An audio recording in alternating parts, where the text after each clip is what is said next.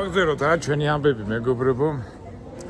გულახდიდად გითხრათ ავირიე, მეთქი დავამულღამებ ქალაქს მეთქი, მაგრამ სულ გერმანულად რო წერია, ცოტა გამიჭიდა, მაგრამ არაუშავს ორიენტაციას გავაკეთებ და ჩვენ თავარია ინფორმაცია მოგაწოდოთ ახლა მე თქვენ და შეძლებს და გვარად ქალაქი და ქვეყანა. ადამიანი ექსკურსიას რო იწყებს და ახალი ადგილების ნახვას, ყოველთვის სასურველია რომ ისტორია გადაიკითხო. და წინასწარ მოემზადო. სამწუხაროდ მე არ მოემზადე. ძალიან ზერელად გადავხედე ყველაფერს, მაგრამ ნუ შეძლებს და გვარად მაინც მოგაწვით ამ ინფორმაციას. შვეიცარია ერთ-ერთი ყველაზე ძვირი ქვეყანა, ერთ-ერთი კი ყველაზე ძვირი ქვეყანაა მსოფლიოში. იმაში რომ შეხვიდეთ, რა ქვია, ცნობარებში მაგით იწყება ლაპარაკი და რა ვიცი, რატო ამბობენ ასე არ ვიცი და თვითონ ქალაქი ციურიხი ნომერ პირველი ქალაქია თემ მსოფლიოში, თავისი ფასებით, ღირებულებებით და ასე შემდეგ. მაგრამ თქვენ გახსოვთ ხო, აი ყოველთვის რო ვიძახით ხოლმე, აი შვეიცარიაში ხო არა ხარ შვეიცარია დღემდე ითვლება ყველაზე კეთილშობილ და მაღალ განვითარებულ ქვეყანად. და მოდი ჩავიხედოთ ისტორიაში. ეხლა ქვეყანა შუა ევროპაშია. პირველი ისტორიული ცნობები უკვე რომის იმპერიის პერიოდიდან, უკვე მე-6 საუკუნეში ჩვენს აღრიცხვის, არა მე-5 ჩვენი წელთაღრიცხვის აღრიცხვის უკვე რომი უკვე ძალიან ძლიერი ქვეყანა იყო. შვეიცარია გეოგრაფიულად რო შეხედოთ, ალპებშია რა, ალპების ქვემოთ არის და მთაგორიანი ადგილია საკმაოდ და დაუსახლებელი ადგილი იყო იმ პერიოდიდანვე, მაგრამ რომაელებმა რამდენიმე ციხესიმაგრე ააშენეს სამხედრო დანიშნულებიდან გამომდინარე, მაგრამ არ დარჩენილან, იმიტომ რომ მთაგორიანი ადგილია, სოფლის მეურნეობა და ამის და მაგვარი არ ვითარდებოდა და აიქიდან იწყება ხოლმე შვეიცარიის ისტორია რა. გამოვედი ახლა ძველებურ უფრო თანამედროვე 19-18 საუკუნის შენობებია, მაგრამ არ აუშავს. ჩვენ ისტორიულად ვიცით, რომ რომი რო დაიშალა ნაწილად მათ ხო იყო ჯარისკაცებს უნაწილებდნენ მიწებს და მე რო დაიშალა ეხლა რუმინეთი, ბულგარეთი, აი ეს ევროპული ქვეყნები რომის ნარჩენებია რა. და აი ესეთი ბედი ეწია ამ ტერიტორიასაც, მაგრამ დასახლებული არ იყო. და მე თუ გახსოვთ ეს საღვთო იმპერია ხო იყო, გერმანიის საღვთო იმპერია, მე-8 საუკუნიდან სადღაც მე-15-მე-16 საუკუნემდე გერმანია, ანუ საღვთო იმპერია მართავდა ამ მთელ ევროპას და ხო იცით გრაფები, თავადები, ამათ ხო გრაფები და რა ვიცი ისინი ლორდები და ლორდები ინგლისელებს ყავდათ. მართავდნენ საფრანგეთს, ბელგიას, ავსტრიის ტერიტორიას. ნუ თავადური ის იყო და ის გლეხები, რომლებიც რაღაცას დააშავებდნენ და გამოიქცეოდნენ თავადებს, ისეთ ადგილას, სადაც მას თავადი არ შეაწუხებდა და ასეთი ადგილი იყო ეს ალპური ზონა, სადაც ახლა დღევანდელი შვეიცარია და ჩრდილოეთიდან გერმანელები, სამხრეთიდან იტალიელები, ავსტრიელები, ფრანგები მოდიოდნენ და სახლდებოდნენ. მაგრამ სახლდებოდნენ, ესე იგი უბატონო ქვეყანა იყო რა. ეხლა ჩვენ ხო გვაქვს ფიზიკში ხო უბატონო ქვეყანად ითვლება და ეს ჯგუფები რო იქნებოდა და შექმნეს კანტონები. კანტონი რა არის? კანტონი არის აი ჩვენებურად რო ვთქვათ ჯგუფი, ანუ დასახლება. აი რუსებსაც აქვთ, აი კაზაკები რო არიან, გეცოდინებათ.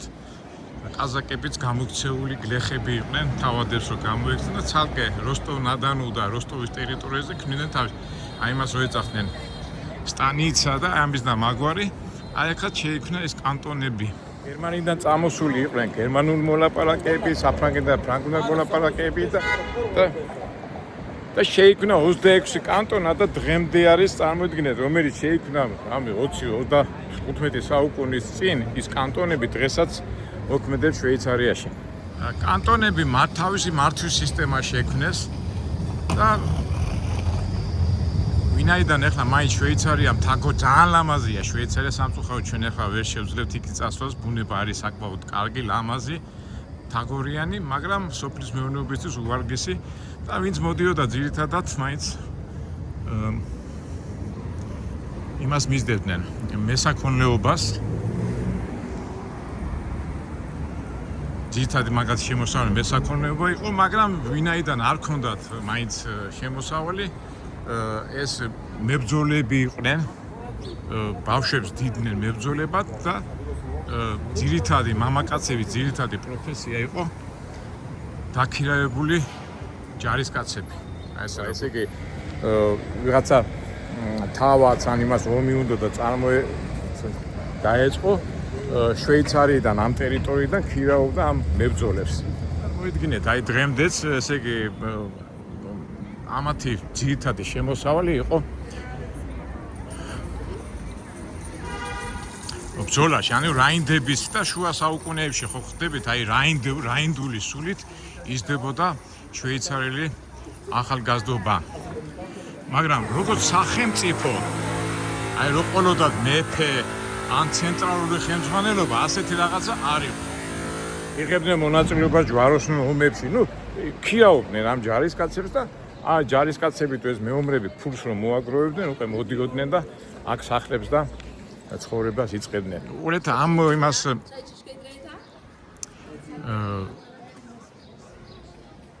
მიუხედავად იმისა, რომ ძალიან მებრძოლი ხალხი იყო, თვითონ სამშობლოში ცდილობდნენ რომ მშვიდობა შეენარჩუნებინათ. და აი დღემდე ფაქტურად შვეიცარიაში სამოქალაქო ომი არ ყოფილა. კი, კანტონებში ჰქონდა წინააღმდეგობები, მაგრამ დღესაც აქვს რაღაც წინააღმდეგობები, მაგრამ ისეთ მშვიდად და ისეთ ლამაზად წვიტავენ ამ საკითხს, რომ შვეიცარია ითვლება ერთ-ერთ ყველაზე მშვიდ ქვეყანად. თუმცა ჯარის მხრივ ეხლა უცბად ომი რო დაიწყოს შვეიცარიამ, ან ომი რო მოუწიოთ, ნახევარი ქვეყანა მეორე დღესვე გამოვა. აი ესეთი სისტემა აქვს. რაც ვამბობ ხოლმე, მშვიდობის ფასი იცის მეომარმა კაცმა. აი მეც ხო რამდენჯერ ვამბობ ხოლმე, აი ჩემ ომებშიც რომ მონაწილეობა მიღებული, ომი ჩვენ არ გვინდა. აი ვისაც აქვს გავლეი ომი, ვისაც აქვს სისხლი ნანახი, ვისაც აქვს ეს უბედურება ნანახი, გამორიცხულია რომ მეომარმა კაცმა მოინდომოს ომი. და აი ესეთი ქვეყანა შექმნას, ამ მეომრების ქვეყანა შვეიცარია. და ყოველთვის ცდილობდნენ ნეიტრალური სიტუაცია შეექმნათ პოლიტიკაში. არავის მხარეს არ იჭერდნენ და მშვიდობას ინარჩუნებდნენ. ნეიტრალურ ქვეყნად ითვლება შვეიცარია. ეს გრძელდებოდა სადღაც ნაპოლეონი სანამ წამოვიდოდა და ნაპოლეონმა დაიპყრო შვეიცარია და მოინდომა რომ ერთელი შვეიცარია საფრანგეთს მიერთებოდა, აქეთ კითხო ფრანგები იყვნენ, მაგრამ ისევ ფრანგების წინააღმდეგობის გამო არ დათანხმდნენ. თუმცა საფრანგეთის ქვეშ იყო შვეიცარია რაღაც 5 თუ 10 წელი, მაგრამ მე მაინც განთავისუფლდნენ, ვერ მოახერხეს. ისტორიულად დახაზული არ ქონდა, მაგრამ ნაპოლეონი რო გარდაიცვალა, რომ მოკდა იმის შემდეგ უკვე შვეიცარიელებმა უკვე ერთი მომენტია, უკვე აი ხა ციურიხი არის გერმანული კანტონი, 26-ია. არის იტალიური, მაგრამ შენ რო უთხრა რომ აქაოს რო უთხრა შენ გერმანელი ხარ, არა, გეტყვის რომ მე შვეიცარიელი ვარ, რა გერმანელიო. როგორც ამერიკაში რა, ხო არის ხა იტალიური წარმოშობის ამერიკელი ან ფრანგი წარმოშობის ამერიკელი, არავინ არ გეტყვის რომ მე ფრანგი ვარ, ის ამბობს რომ მე ამერიკელი ვარ. აი ასეთი სიტუაცია აქაც. შექმნეს ასე თქვა ფედერალური მთავრობა და ბერნი გახდა დედაქალაქი. თუმცა ყველა კანტონს აქვს თავისი ბიუჯეტი, თავისი მმართველობა, მაგრამ რაღაც შეთანხმების და მოლაპარაკების შემდეგ ახერხებენ რომ ყველაფერი კარგად მოახერხონ. აი ეს ფანტანები არის ძალიან ბლომად ფანტანები და მე წავიკითხე რომ ისეთი სუფთა ფანტანები რომ ეს პიტები შეგიძლია წყალი დაალიო. ეხლა არც ბევრ ევროპულ ქვეყანაში ფანტანიდან წყალს ვერ დაალევ, იმიტომ რომ არ ითვლება უხიფათო და აი ეგ ციურიხში ყველაფერი დაშვებულია. გულისხმობ წყლის დალევა შეგიძლია ნებისმიერი ფანტანიდან. რაითა შემთხვევაში ომში არ შედიოდნენ და აი ზოგჯერ ფიქრობ ხოლმე რა, აი ქართველებმაც რომ ასე მოახერხოთ, რომ კი ჩვენ ახლა ჩვენი პრობლემა რა არის, ხო? ერთმანეთი დავეტაკო და სულ რო ვიძახი მშვიდ და წყნარად მოლაპარაკებით გავაკეთოთ ეს ყველაფერი. აგერ არის შვეიცარია. ამის მაგალითია, როგორ ახერხებენ შვიდად წარმოიდგინეთ ქვეყანაში სამოქალაქო ომი არ ყოფილა. შვიდობიდან გამომდინარე, ხო, აი ადამიანი რომ შვიდი ხარ, უკვე მთელი ფიქრები მოგდის. ნუ თავისთავად სოფლის მეურნეობა ხო განავითარეს. ქვეყანა ზღვასთან არ აქვს კავშირი, მაგრამ ფინანსური ინსტიტუტები, სადაზღვევო ორგანიზაციები ყველა ცდილობდა რომ აქ გაეხსნა, იმიტომ რომ გარანტირებული იყო.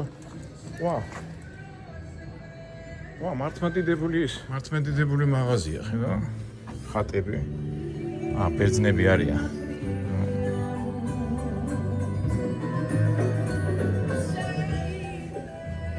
ბერძნული ის არის. ხატების მაღაზია. აი ამ სიმშვიდე შეინარჩუნდა, მე განვითარდა ტექნოლოგია და ეხლა სადაც ფული გადა, სადაც სიმშვიდე, მე ბევრი აზრები მოგდის და უკვე მე-19 საუკუნის შუა საუკუნეებისა შუა რიცხვებში შვეიცარია გახდა ერთ-ერთი წამყვანი ქვეყანა ინჟინერულ და ტექნიკურ და ფინანსურ ამბებში. და აი ნახეთ საათი, ეს ყველაზე წავიკითხე, ეს ყველაზე დიდი საათია ევროპაში. ეს მექანიზმია, არ ვიცი, მან შეიძლება მაღლა ასრო თუ არ ვიცი, ნახოთ. ამას ქვია ალტერსტარკენ ბიგ ბენზე დიდია და ამით ეს ციურიხელები ძალიან ამაყობენ. არ გამომჩეს და სუმიდო უცბად ყავდა მე ვახომე და ეს რაინდული სისტემიდან რომ გადავიდნენ ეს შუა საუკუნეებიდან ეს ხო იყო მეომარი ხალხი და მე უკვე რელიგიურმა ორგანიზაციებმა, ანუ რელიგიურმა მიმართულებებმა დაიწყეს აქტიურობა, გავცედა კათოლიციზმი და ძალიან გავრცელდა კალვინიზმი. კალვინიზმი, პროტესტანტიზმი და მთელი ამბები და განსაკუთრებით კალვინიზმი. თქვენ ახლა მე თეოლოგიურ თემებში არ შევალ, მაგრამ კალვინისტების ის იცით ხო, ესე იგი ასე ზოგადად ვიწყი, რომ ესე იგი ადამიანი რაც უფრო მაგრამ მუშაობს და კარგად მუშაობს, ეს არის საწინდარი იმისა, რომ ის მოხდება სამოთხეში. იმით რომ ის დებოდა ეს თაობა, ესე იგი შენი შრომა საწინდარია და ერთ-ერთი შვეიცარიის ასე თქვა წარმატება ესეც არის. შიგნით ეკლესიაში კიჩე სენტ-პიტერს, ესე იგი წმინდა პეტრეს ტაძრის სახელობის არის ეს ტაძარი, შევიდეთ, კათოლიკურია. კარგი იყო გასული ყავით, მაგრამ ორღანი არ არის, ძველია, ყველაზე ერთ-ერთი უძველესია. ორღანი აგერია, აი ორღანს რო დავსწრებოდით, გაიქნებოდა. მაგარი მოსასმენია, მაგრამ ალბათ თავის დრო არის.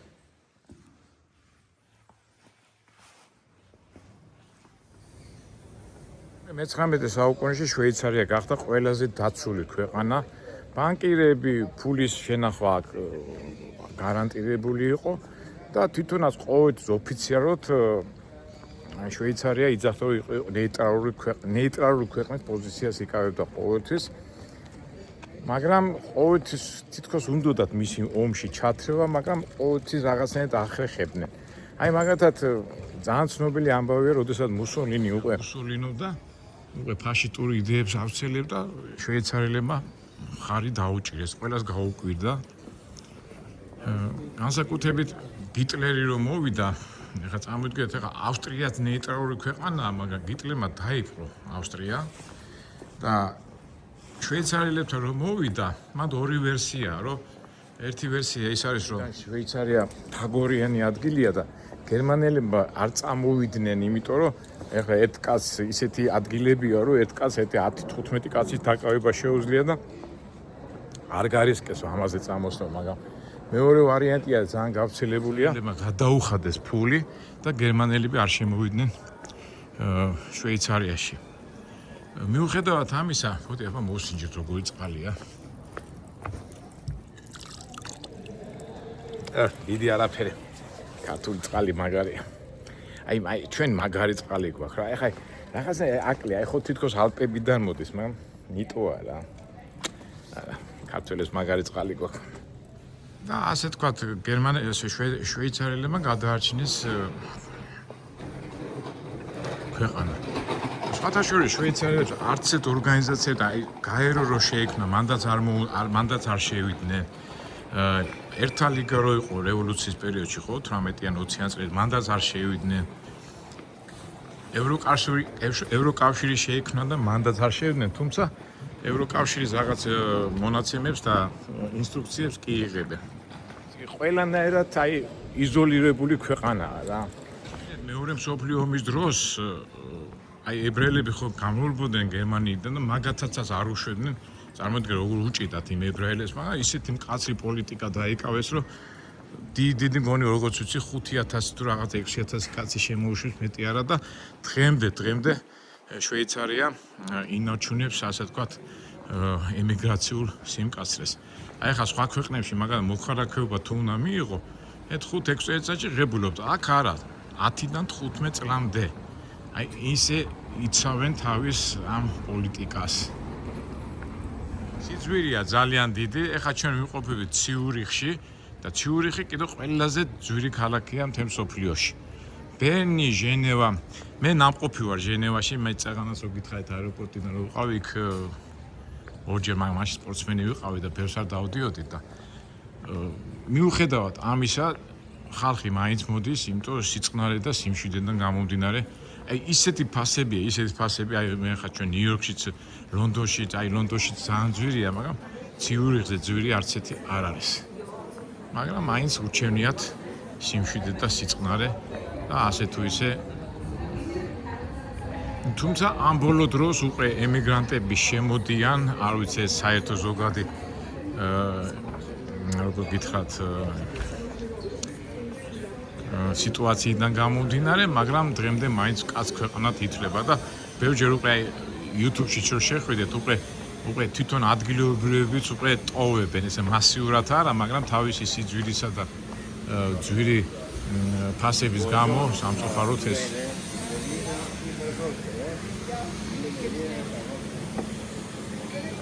სილამაზია, მაგარი სერვიზია, უმაღლეს დონის სერვიზია. ეს რომელ ქუჩაზე ვარ, ცენტრალურ ქუჩაზე, ჩვენ თავარი ახლა ის სადგური გადაგვეკარგოს. და ტრანსპორტია ძალიან მოხერხებული. მე კი ამერია ყველაფერი, მაგრამ ალბათ დამუღამება უნდა. მოდით ტრამვაიზე ხوار დავждეთ, გამოვიკატავოთ. ტრამვაიც გავსინჯოთ. შუაგზაზე მანქანები არ დადიან. საცობებიდან გამო, ეხლა ცენტრალურ ქუჩებში ვარ, ჩვენ და აქ არც იქნება, მაგრამ შეზღუდულია, მაგრამ როგორც ვიცი, რომ წავიკითხეთ იმაში ცნობარებში, ტრამვაი არის ძალიან მაგარი ტრანსპორტი.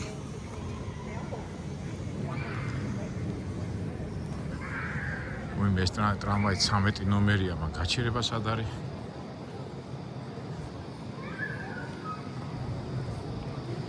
ბულინო ტრასე ჰაშბა ეხა მეგობრებო, ხელა ტრამვაია, ნახე, 1 2 3 4 5. მოდი ახლა ცოტა იქითკენ წავიდეთ, გადავხედოთ ეს მადგეს და მე ცოტა ტრამვაიზე გავიკატავთ და მე მინდა ერთი პატარა როგორ გითხრათ საინტერესო ადგილას წავიდეთ. ბოლოს თქვა თუ ეხლა თქვა არ ვიცი. კარგით, მეტყვი მაინც ვერ მოვითმენ. ძალიან ბევრი შტაბინებია, აი ფინანსური და სადაზღვევო და ბევრი და აქ არის FIFA და UEFA-ს ცენტრალური ბლატერის და ეს პლატინის და იმის შტაბი და გახსნეს მუზეუმი და მით უმეტეს ახლა ფეხბურთი რო თან მით უმეტეს ჩვენი კვარას შემხედვარე ფინალში გავიდა უკვე ჩემპიონთა ლიგაში. მოვინახულოთ მერე ჩვენი რა ქვია იმას FIFA-ს მუზეუმი. მე ადგილას არის და ბოლოს ავდგები და ტაქსი წავალ რა. ჩემ წავიდეთ იქითკენ გამოვისეინოთ და ამათ კი ეცოდინებათ, თორე ამ ტრამვაიში აროთ საწავიდე როგორ წავიდე ამერევა ტვინი. ძალიან ბევრი მუზეუმები, სახვითი ხელოვნების, მაგრამ ეხლა მან ასე პატარა დრო გვაქვს, მეგობრებო, სულ 7 საათი გვაქვს დრო. 7 საათში უნდა გავფრინდეთ თბილისისკენ. მოდი რაღაც ხალხი დგას, ალბათ რაღაცა ისტორიული ადგილია. ეს რაღაცა უნდა გითხრათ, აი ცნობაში რო შედიხარ და ეკითხები, აი ყველაზე დიდი ცნობილი შვეიცარიელები ვინ არიან და ვერ გეუნებიან და რას გეუნებიან, იცით? ცნობილი შვეიცარიელი იყო ჯეიმს ჯოისი, რაჯერ პროსტა აქ გარდაიცვალა. ნიო აინშტაინი ცხოვრობდა აქ დიდი ხანი. რა ვიცი, ის არის აქია. ალენ დელონი ცხოვრობდა და თვითონ აი ადგილობრივები აქ შვეიცარიელი ასეთი ცნობილი არ არის. გასაკვირია რა, არ ვიცი, შეიძლება სიწყნარეში რატო არ ხდებიან ცნობილები და სახელოვნები ვერ ხდები. თუმცა ძალიან განათლებული ხალხია, განათლების დონე ძალიან მაღალია. სახელმწიფო ენა აქვთ 4, ესე იგი გერმანული, იტალიური, ფრანგული და რომაულ ადგილობრივი ხალხი რო ცხოვრობს, რომაულ რაღაცას ეძახიან და მეხუთე ინგლისური არის საურთიერთობო. მთავარი ენა არ არის. ჩვენ უკვე ციურიხში ვართ, ეს უფრო გერმანული კანტონია. ესენი ძირითადად ლაპარაკობენ გერმანულად. ხო, წავიდეთ ერთი ამ ტრამვაით გავსინჯოთ. და მე უკვე ტაქსი წავიდეთ იმ იმაში. სამხრეთ ნაწილში არის იტალიურად ლაპარაკობენ. მაგრამ ძალიან განათლებულები არიან, საიდან ვიცოდე, მე ხა ჩემი ტურისტული კომპანიიდან გამომდინარე, შვეიცარიელები რომ ყავდა ხოლმე, სულ მიკვირდა ხოლმე მაგათი განათლება. განათლებულები არიან, მაგრამ აი ესეთი ცნობილი შვეიცარიელი მე არ მეგულება, ერთადერთი ალბათ კალვინისტები, აი რელიგიური რეფორმატორი და ფაქტობრივად კალვინის გამო ამ მუშაობის ტრადიციების და მუშაობის დისციპლინის ეს კალვინისტური რელიგია მიმართულება. ესე იგი, შეგახსენეთ, იმუშავებ კარგად, იმუშავებ ნაყოფიერად. 60-ში მოხდები, არ იმუშავებ და არ მოხდებიო. აი განთელი შეიძლება მე ვწდები, მაგრამ ნუ მე რაც მახსოვს, რაც წავიკითხე, მაგი არის საფუძველი. ამაზე ტაძარია, ხო არ მივიდეთ მაინც. შევიდეთ, აბა შეიძლება ორღანი დახვდეს. ამაზია. ეხლა ავსტრიაც ხო მაგარია ევროპა, მაგრამ შვეიცარიელები ან მაგრები არიან, მაგრამ აი ცნობილი ხალხი რატო არ აყავთ ეს მიკვირს.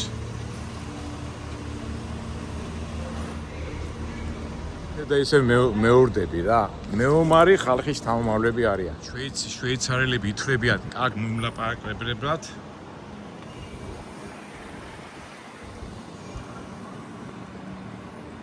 და ყველა ცდილობს შვიდობისკენ წაგიყვანოს საქმე, აი კონფლიქტურები არ არიან. და ისიც იცით ხო, რომის პაპის მთავარი გვარდიელები, დამცველები არიან შვეიცარიელის ჯარისკაცები თავისი ლამაზი ფორმები და თავისი სპეციფიკური ტანსაცმელებით. ვიზით მათიდან, აბა შეიძლება შესვლა, რაღაც ვიღაცა შევიდა და ზახენფულ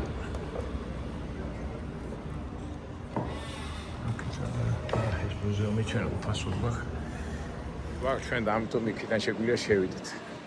კრესგარდ, ეს უკვე კათოლიკური ტაძარია. ამისთვისაც ძალიან საჭიროა ცოდნა, ინფორმაცია. ნუ ძლიერი ქვეყანა იყო, ყოველთვის ფული იყო და წმენისთვის, მოიცით, ეკლესიები, ტაძრები. აქ შეიძლება შესვლა თუ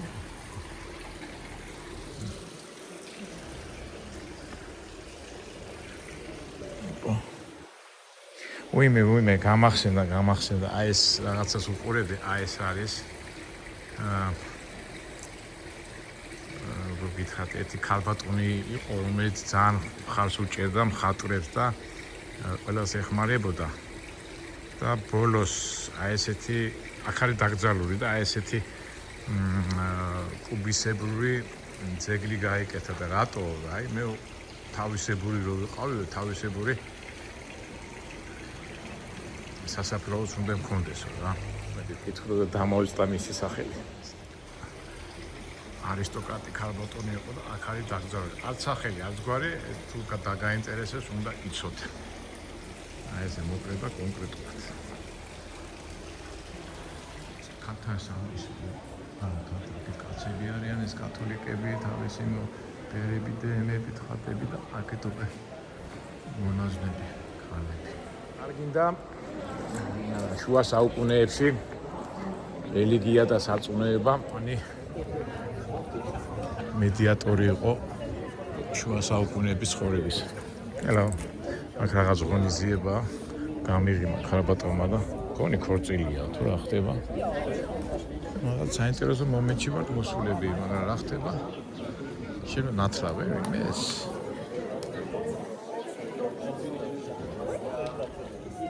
სტუმრები არიან მოსულები. ვიცით ხომ, ჩვენ რო ვიცით ხოლმე იმაში თბილისში ჩანგალა ტიპიო, ეხლა მე ჩანგალო ხორში შევეჭრა სტუმრებში.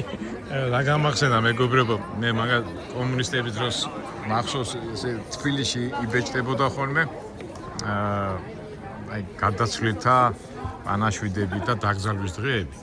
და ხშირად აი უთქვიათ ხოლმე რომ ქელახი რო გაიხსნებოდა ხოლმე ზოგიერთი უცხო კაცი ჭდებოდა ხოლმე იმ ქელიას და მე ვფიქრობდი კაცო ვინ არის ჩანგალა ტიპები ესე იგი ბევრს ხო უჭიდა და დადიოდნენ ამ ქელეხებზე და შეჭამდნენ საჭმელს და ყოფნიდათ რა ესეთი რაღაცა ხო ვაკეთოთ ჩვენს შამპანიურები და იმით არიან დავიჩანგროთ აი ხა ეს კაი მომენტია ხო გაიცნო ხალხი მაგრამ სად არის მაგის დრო და რაღაცა შეხვედრა და რა ვიცი სამწუხაროდ გერმანულად ლაპარაკობენ ურმანის ეკარე ითხოვა ჩავეჭხიდეთ. წავიდეთ. ჩანგალობა ჩვენ არ გვინდა. ეს რაღაც უკვე დიზაინერი რაღაცა. შტატჰაუსი. აქეთა რაღაც ღონისძიების წინზადებია. ქორწილია. აი. სიძე პატარძალი. ქორწილი, რომელი საათია ხო? 2 საათია, ალბათ ჯვარი უნდა დაიჭირო. შემიდი საქმე გონი ჩანგალას წამოკრავ ხელს რა, ჩანგლობას. მე შემამჩნევ ხა შავგრემოვანი ამ თეთრებში რო ჩავერიო მარაფაში. ქორწილია. ალბათ უნდა დაიჭერეს, ალბათ უნდა ცერემონია, რომ ჯვარი უნდა დაიწერო. ისინი ახლა შევიდნენ და ჩვენ შევყევით და მუსიკას თუ მოусმინეთ, ძალიან მაგარი იქნება. აბა მახოთ აქეთ, აი.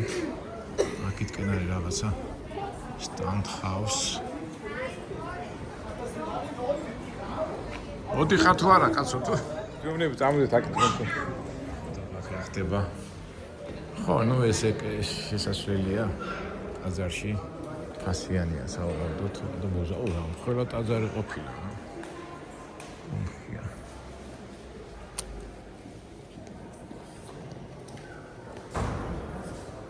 ბილეთებია და სადღაც მიდიან შტანდარტსთან. ეს მეკორწილები სად არიან?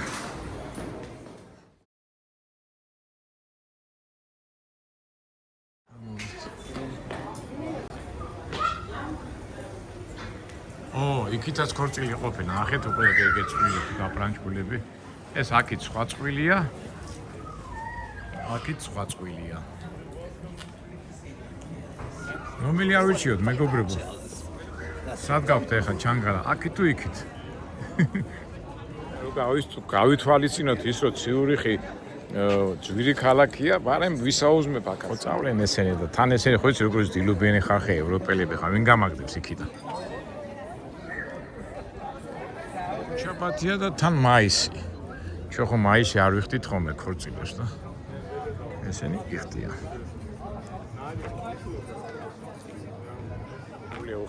წავიდეთ ჩვენი საქმე გავაგზავნოთ არა მეგობრებო. მერე ვიჩანგლავთ, ადამიანებს საშუალება ისე ამონო თავის წრეში. წავიდეთ ახლა ტრამვაით გავისეინო და მერე წავიდეთ უკვე აქვე იმას FIFA-ს მუზეუმში. კინისგან არის გაკეთებული. ფაქტია ჩვენთანაც სოლიდარში ამდენ კაი ლამაზი ხალხონია ეს ხო ძირითადად ევროპიდან მოდიოდა, ნო. ველოსიპედისტი. ცნობარიდან აი ეს შენობები მაცხოვრებლები არ ცხოვრობენ და ძალიან ძვირია. ისინი ძირითადად გარეუბნებში ცხოვრობენ და ეს ძირითადად მუზეუმები და ოფისებია რა. და ცხოვრობენ. როგორც ახლა ჩვენ და ახლა ლესელიძეზე ხალხს აღარ უნდა ხო იმდენი ხალხი მოდის და აქ ხომ მოდის და მოდის. საღამოობით ალბათ ეს კაფეები უკვე ღია იქნება და ხალხი ცავსე. თითქმის ყველა კუთხეში ფონტანია, ესა თავისებური ფონტანია ხო? შემოქმედებით დიდი. ინტერესო. ქულებს ყრიან ნეტავი, არა, ქულებს არ ყრიან. ეს იტალიაშიცია. ხთა სასტუმროა. კერძო სასტუმრო პატარა. ზარბაზანს არ უნდა იქ ზემოთ რა. ავიდეთ ჩვენი ტრამვაი ნახოთ.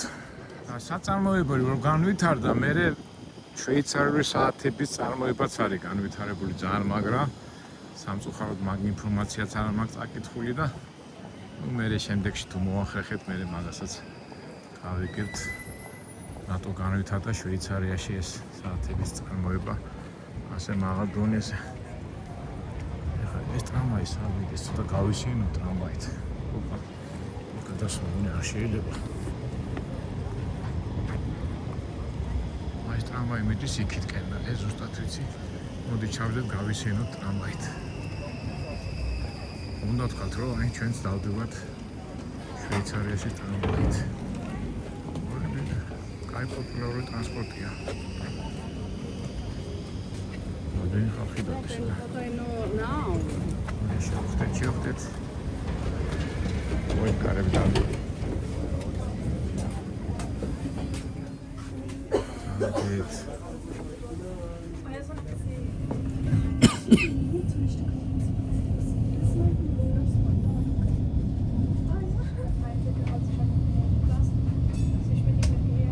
მივიდეთ ტაქსის გაჩერებასთან და აი ეგრეთ ჩამოვიდეთ. ჩაგვეთრება რომ ტრამვაით გავისეინეთ. არა, სხვა განაჩერა. სხვა განაჩერეს უსურვეთ.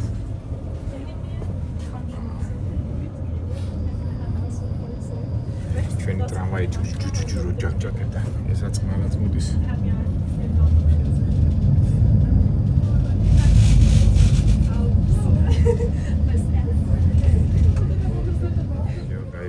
კარები. ოკეი. всё. ციურიხის ტრამვაითაც ვისარგებლეთ. ჩაგვეთვალა რა მეგობრო. მართალია 13 ნომერია, მაგრამ არა უშავს რა იქ 13. კარგით, მივიდეთ ახლა ჩვენ დავამთავროთ ეს ვიდეო. ასე თუ ისე გავიარეთ ციურიხის ქუჩებში. მივიდეთ ტაქსთან. და წავიდეთ მუზეუმში, ფეხბურთის მუზეუმში.